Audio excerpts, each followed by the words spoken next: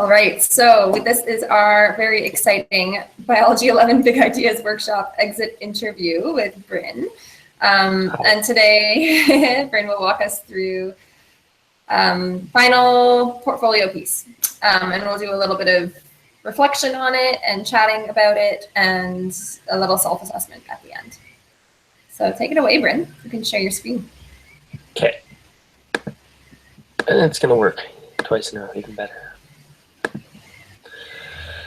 Okay, so my document does not look all that exciting right now, but the idea was to redo my bird feeder project and under some different circumstances and to see if I could get some different results. So we ran out of lamb fat, so we had to use pork fat, which is different. It turns out it's really, really different.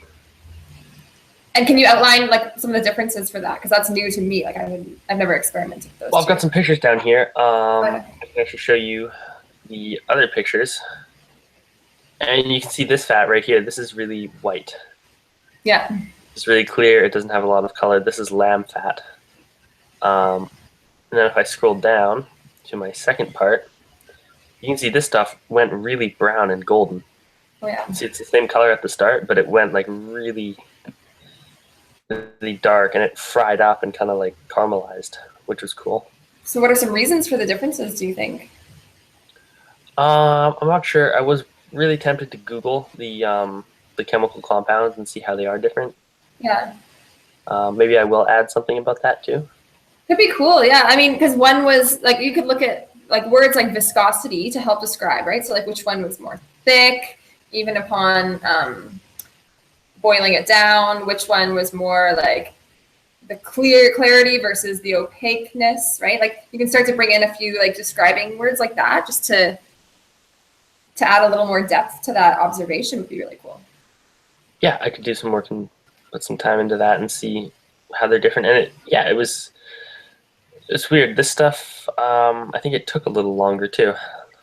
Oh yeah, huh. Yeah. So, and yeah, apart from that, the process was pretty much the same. We ran out of lamb fat for our suet feeder, and a few of the birds that were around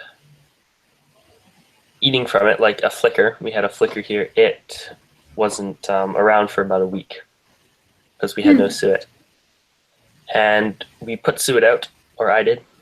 And then unfortunately we went skiing, and so I actually missed the whole observation period for this. Oh yeah. But within a few days, the flicker came back. Cool. So, yeah, it doesn't enjoy eating the regular bird feed, but it will come and eat the suet. So that was kind of what I was looking to find out, anyways. And yeah, I was just gonna do a write-up about. It's gonna go down here. I was gonna do a write-up about why I think that might be. And about the time difference too, because it took about a week for the flicker to find the suet in the first place, but it only took about 3 days for it to re-find it. Oh, interesting. So it had already been mapped. Yeah. Yeah, it's going to remember and it's going to come back. So the difference between a week and about 3 days. Oh, isn't that fascinating? Finding it and remembering where it is. There's a really beautiful book. I love Barbara Kingsolver. She's an amazing author, and she wrote a book called Flight Behavior, and it's all about migration patterns and climate change as well, and how that like internal map that birds have and how it's ingrained. Like birds know when to leave and where to go to, and it's ingrained across a whole flock, right? Sometimes across an entire species, depending on geographically where they are. So she was discussing that and how climate change is impacting that, and like is this like big block in their internal map, right? Suddenly like just tearing the map up, and like there's so much confusion about where to go. Yeah. So yeah, if you're interested in a good read at some point, you can reach out to me and I can repeat that title to you because I think you'd enjoy it. Sounds interesting. I don't really have time, but it sounds really interesting. Well, at some point, maybe down the road, years from now, maybe you'll say, okay, now I'm ready for a book. It does sound cool. Yeah. Okay. What else was I going to add? Yeah, so I also discovered a really, really rare bird, it turns out, in BC called a rustic bunting. Oh, cool. Yeah, and it turns out that if I wanted to, there's only been 7 confirmed sightings in BC. No way. Yeah. It's a bird from Asia.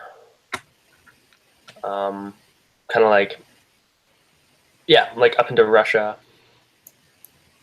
They're more common in Alaska, but they're on the islands that stretch in between Alaska and Russia. That's so fascinating. So there's been 7 sightings in BC. Yeah. And one of them just Confirmed happens. sighting. So now you're the 8th? If I wasn't so lazy, I guess I could be.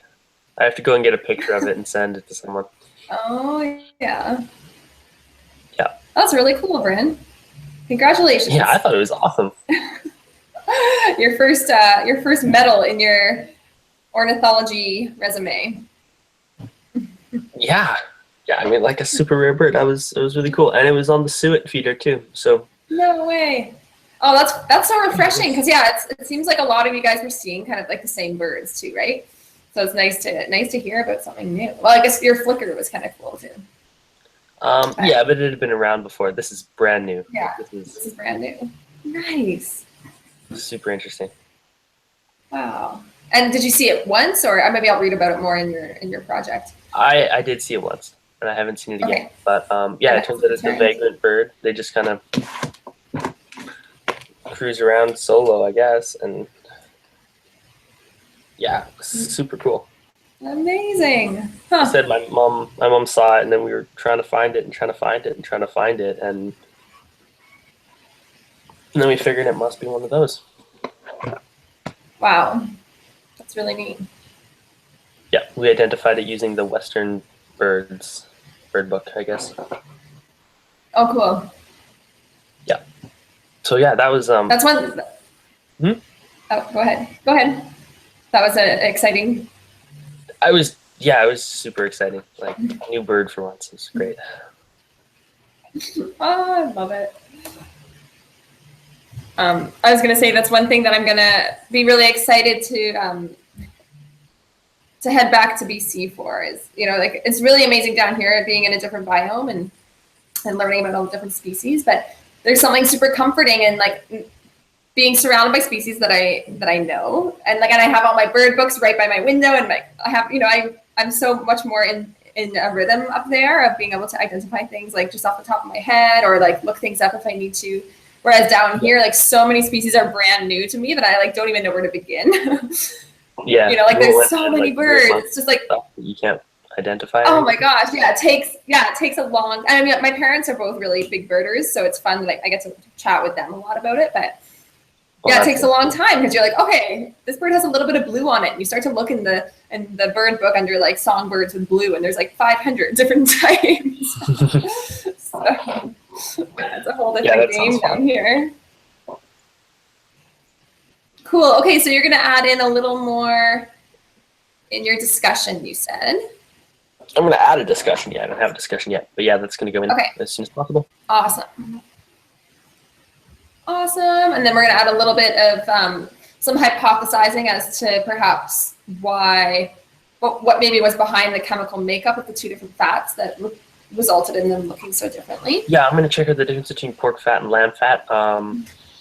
As for smell, they both smell pretty gross.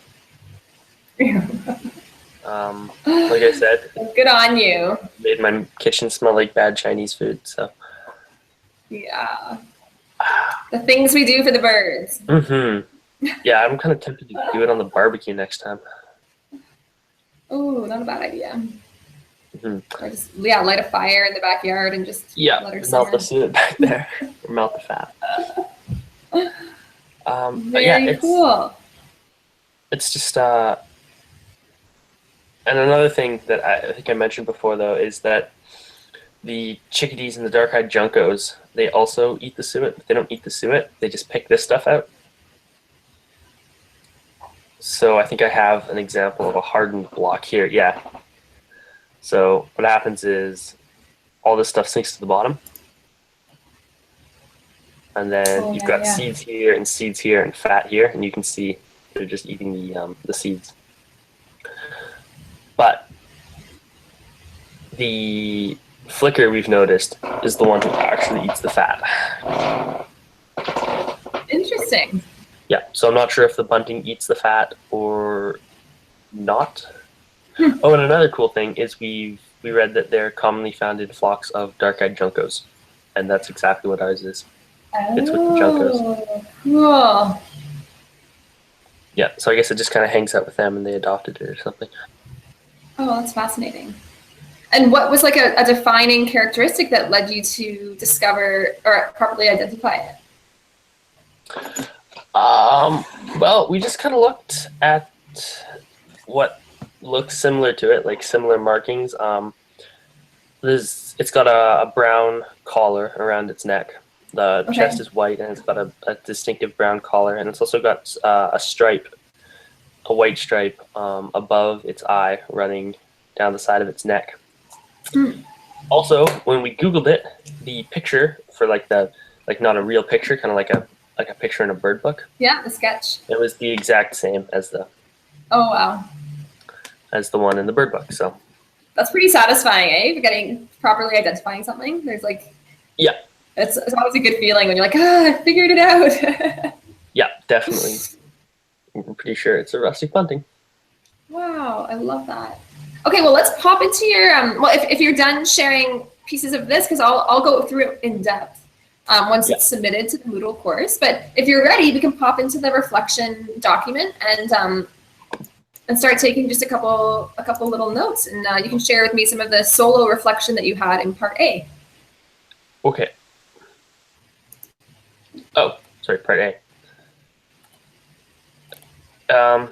Yeah, well, it's a repeat experiment. It's trying to see if changing the circumstances changes the results. So, adding more suet after the suet had ran out for a little bit. Different kind of fat used to make it. Yeah, just basically changing it, and the results were different. So that was good. I guess I figure I used big idea 3. In that living things are independent, just in the behavior that the birds showed. And that living things are diverse and evolve over time, being like, why does one bird only eat seeds, and why does one bird like eating fat too? Yes, and even the patterns of your new discovery, right, in that bird, like why maybe there's so many questions behind that, like A, maybe why isn't that bird common to that area, or B, why is that bird starting to become more common to that area, right? Like what's the evolution there in the migration or the pattern of the bird? Yeah, it's interesting that a bird would, feel inclined to cross the ocean and start moving down south. Amazing. So that's cool. Different learning processes that were new for you. Yeah, just learning what different birds eat. I mean, I guess it sort of makes sense that the flicker would be more interested in eating, other organic matter that isn't, seeds and stuff, because it is a bigger bird. So maybe the fact that it is larger means it needs more to sustain itself. Yeah. Just different birds, different diets. I can talk about that in my discussion too. Awesome. Had something about that. And when you talk about that, make sure you make mention of their beaks. Mm-hmm. Right? There's the beak will basically tell you what diet that bird has, which is really cool. Yeah, flicker has a really long, sharp beak. There we go. I think it's for eating bugs, personally. We've seen it eating bugs as well. Totally, for getting into the holes in the trees. That sometimes it's really interesting too. Like there's a symbiotic relationship between birds, right? Like like woodpeckers, for instance, will be able to actually they're the ones that are just amazing at being able to kind of tear apart the outer layer of a tree, and that exposes the tree now for a bunch of other birds to kind of go in and use those nice long beaks to pull those insects out. Yeah, it's super interesting. The thing that I was surprised by was my new bird. The brand new bird, which is really cool. Yeah. And the next step is I just said what I'm gonna do to finish off the project, if that works. Perfect. Well, and I also though, like, so let's go even one step beyond that. So, you know, as this course starts to wrap up, like what's maybe, so it's not like something that you have to do to complete the course, but what are you going to do afterwards? Like, how are you going to kind of carry this project on? Like, are you going to keep your bird feeder up, for instance? Yeah.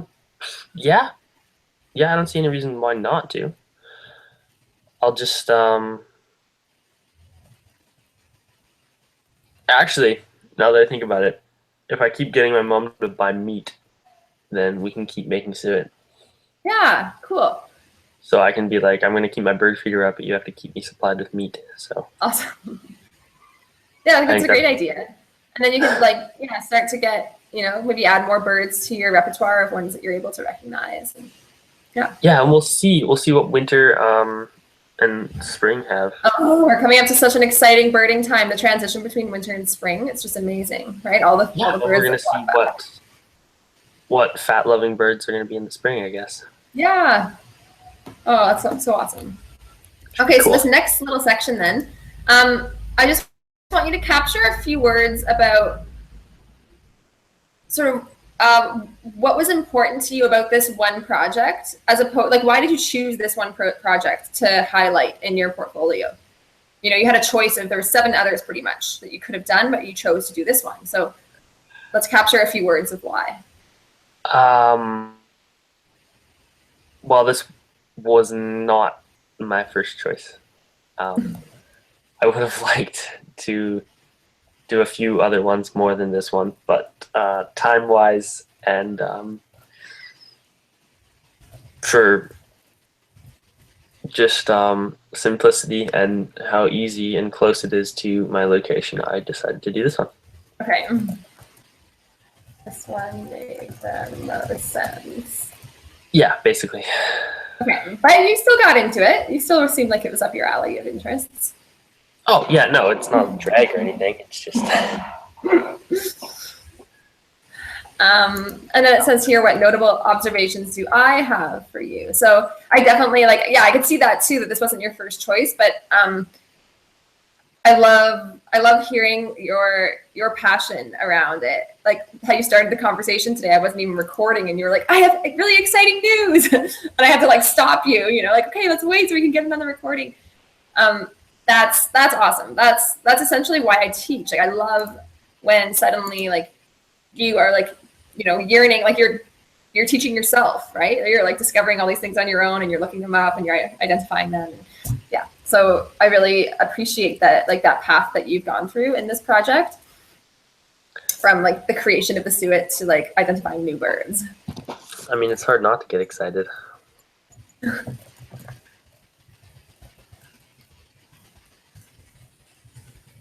Capture that.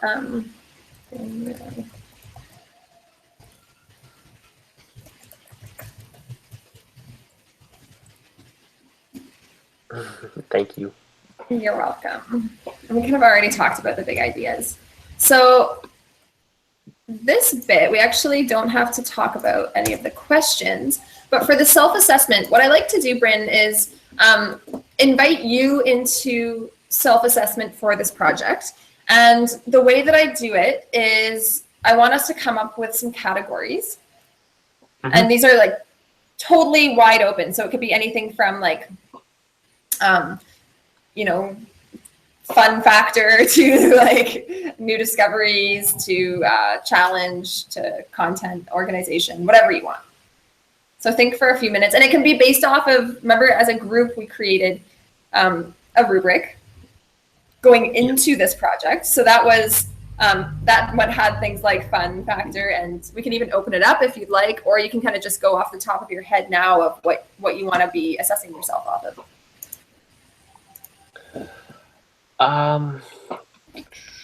So make up my own assessment rubric. Yeah, totally. Or I can grab the other one too. It's up to you. I think I probably want to see the other one to see what I wrote down before Yeah. or didn't write down. Yeah. I'm just going to open up our agenda. Biology 11.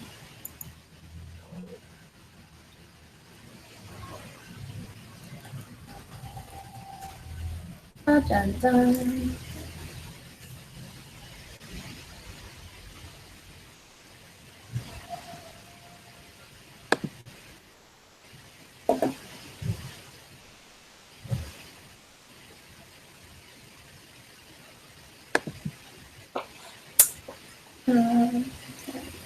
Computer's still being slow. It's just working at its own pace today. Everything's happening, but a few seconds later than usual. It's never fun when it's like that. I know. Yeah, I might need to do a hard restart before my next meeting. Mm-hmm. Okay. It always helps. So, Oh, my squeaky chair. oh, here we go.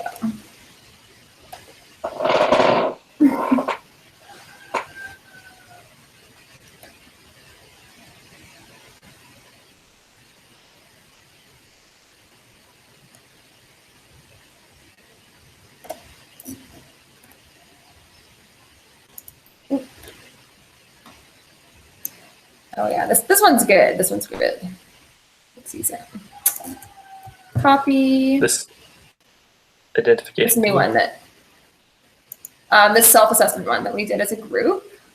Sweet. Is awesome. If I can get back to yours. Okay. Put it up here. Control V. Why is it popping up? There's a link popping up instead. It didn't properly paste. One more time. Right click.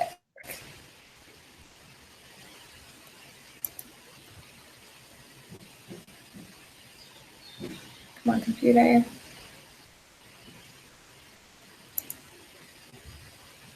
At least the internet connection isn't bad. Yeah, the internet connection's great. I was wondering about that. Is Wi-Fi kind of hard to find in Costa Rica, or does it work? You know what? It has been amazing down here. I only missed one meeting, but it turned out that internet was down across the country for that meeting time. Oh, so that's interesting. Yeah, they just did like a full restart or something. But yeah, they do it like once a year. I don't know. Apparently, it was totally normal, and I wasn't able to be in a meeting. So That's pretty cool. Yeah, I was pretty happy with that. Okay, Bryn, thanks for your patience. Here we go. No worries. So, okay, so we have complete, creative, sharing key learnings, and daring endeavor. So let's start up at the top. So a cohesive presentation of your knowledge, it tells a good story from start to finish. And these can be like totally, you don't have to pick like 0, 1, or 2. You can pick like a 1.2 or a 1.5. Like we can get really into those decimal points if we need to. Okay. So my project is not complete. Does that mean I get a 0? No, you don't get a 0. You still told a good story, right? Yeah. And you still... I'm going to complete it. You're still going to complete it. So you're not going to get a 2 on this one, but I still think that you get at least a 1. Should we start with a 1 and see how this adds up at the end? Yeah, sure. That sounds good. What is it out of 5? It's going to be out of 10, the whole thing. Oh, yeah. Well, then 1 works. It's really not complete. So yeah, 1 out of 2. That's good to me. Okay. The next one, creative, original, personalized. Sharing something additional that was not originally asked of you, and it shows your interest in the topic. So you did quite a few things for this. Like building your own, like the suet feeder was a really cool addition. And you had some really good observation times. You discovered a new bird. Yep. I just built my own feeder. Yeah, built your own feeder.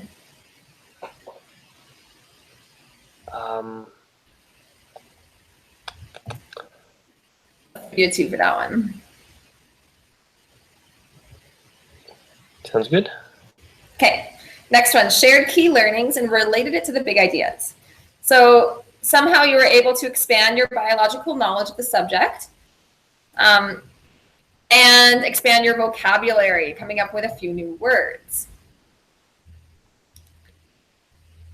Yes.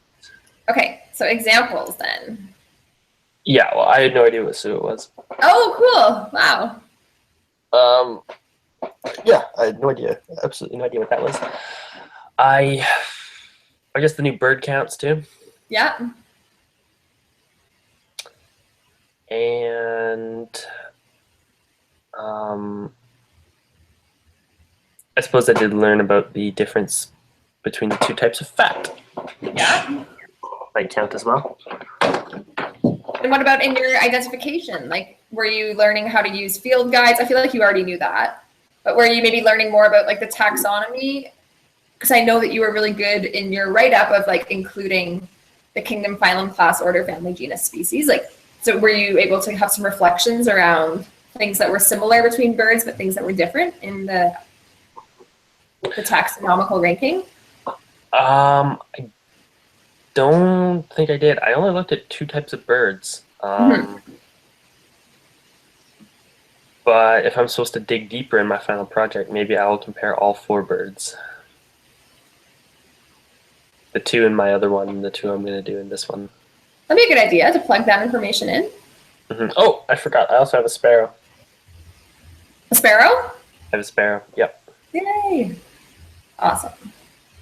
So yes, I can compare more types of birds in the Latin terms and see how they differ and see how they might be similar. Awesome. Okay. So then I'm going to let you rank yourself on this one. So out of 4, and you can take into consideration some of the work that you still have to do here, but then also like the good work that you've already done. What would you give yourself out of 4? 3. Yeah. Awesome. I think 3 works. Yeah, I think that's a good idea. And then daring endeavor. Clearly explored new territory in this project and had some fun along the way. Does daring count leaving in the middle of the observation? Pardon? Does daring count as leaving in the middle of the observation? Depends how you frame it. If so, full marks. I think daring counts as like boiling down fat in your house. Yeah, definitely. My mom said I should stop. Like I should keep an eye on it because it might light on fire. Yeah. So yeah. But I mean, not really. I didn't really do anything new. This is I just redid the same experiment again. So. Not. But in the first one though, you still had there were still some unique features. So yeah. What about a 1.5? Sounds good. Okay. It's in the wrong spot. All right, so then giving you 3, 4, 5, 6, 7.5 out of 10 is a 75%. But then we can recognize that in completion of some of the adjustments you're going to still make, that will increase. Does that sound good? Yeah, that sounds good. Okay. Awesome, Bryn. Nice work. So, what are we supposed to put down here? Oh, nothing. That's good. I'll leave that blank. We already talked about that. Your next steps then are to, and you can actually do this right now. I'll stop the recording and